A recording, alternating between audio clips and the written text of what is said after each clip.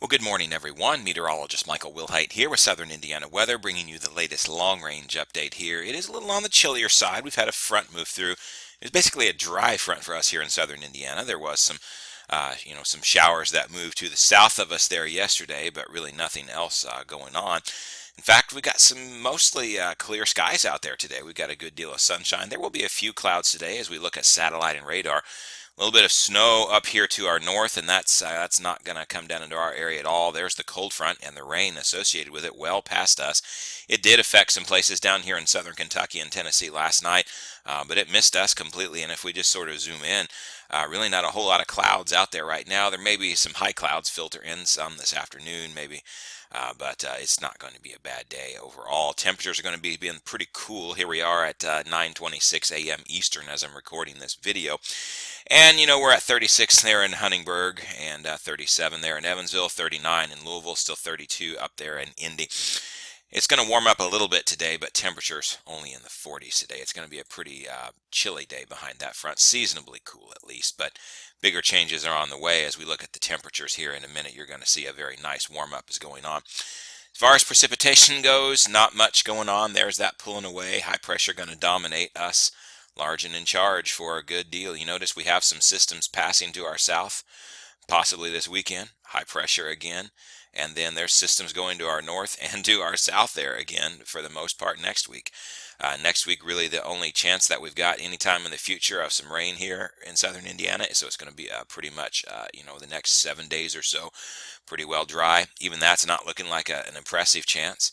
There are some storm systems set to roll in here behind that. In fact, this one you notice the 25th, as it rolls through this particular model run, wants to cool it down and bring some snow with it.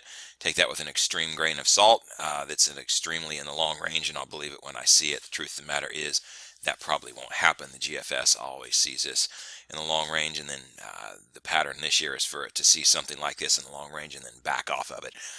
Snow not looking likely. In fact, I wouldn't be surprised if we see no more snow the rest of the year, to be perfectly honest, the way that we are heading. I can't say that. The modeling is hinting at some things, but I don't trust the modeling as far as I can throw it right now. We are in a very warm pattern. Let me show you why. Ridging going on. The front moved through, and there's sort of the front. Let me draw it out here for you. I think that might be a little helpful for you.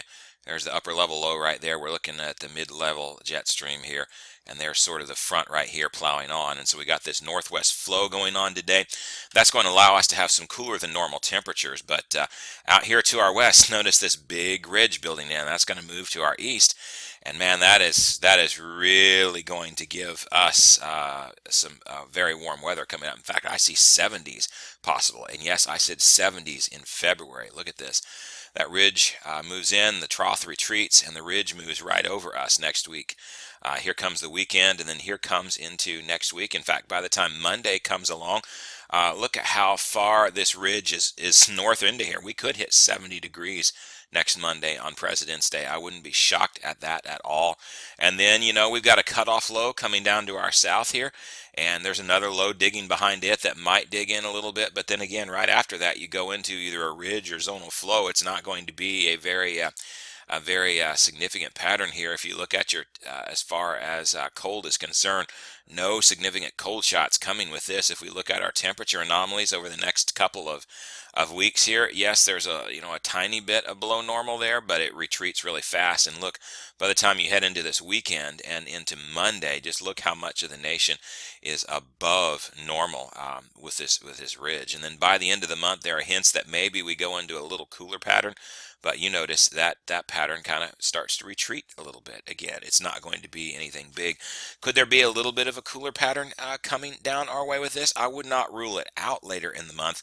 But the truth of the matter is, I think any cooler pattern that we are going to get at this point, really it's going to be pretty transient. It's not going to be a pattern that's going to stick. I do see, the modeling and some of the long range organic forecasting methods as well, like the recurring Rossby wave train, is suggesting a cooler start to March and a little bit of a cool down, but it's very brief. Even on the recurring Rossby wave train, it's very brief, and we go back to warmth right after that. So I don't see any sustained cool downs for us. At this point, it's going to be very hard to get any more snow this year.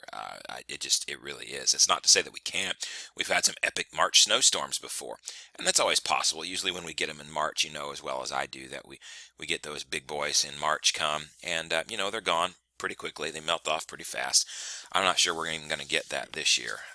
It's a long shot at this point, especially as I show you temperatures over the next 14 days here, 15, 16, something like that. Next couple of weeks here on the GFS ensembles. Look at this, 70 on Monday for President's Day. It's what the GFS ensembles are currently spitting out here in their raw data for Evansville. And then just a whole string of 60s beyond that. And even after that, we got 50s. So very, very, very warm. Some unseasonably warm and some seasonably warm. But this is February, keep in mind. The groundhog lied to you. All right. The ensemble data sees a cool down as we head towards the end of the month. It does not see a big one. It sees 50s.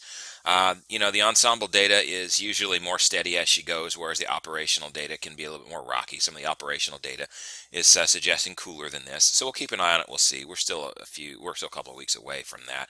But the reality of it is, it's I don't think going to be a sustained cool down.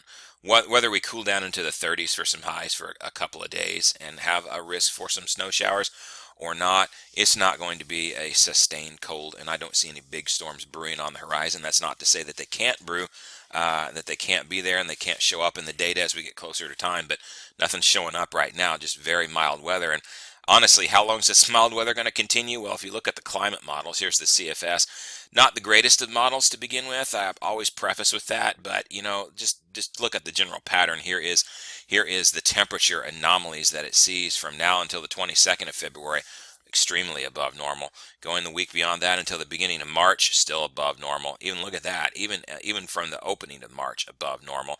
It starts to see a below normal period around the 8th to the 15th of March, we'll see, but then it warms us up after that, and it's a transient shot, as I said.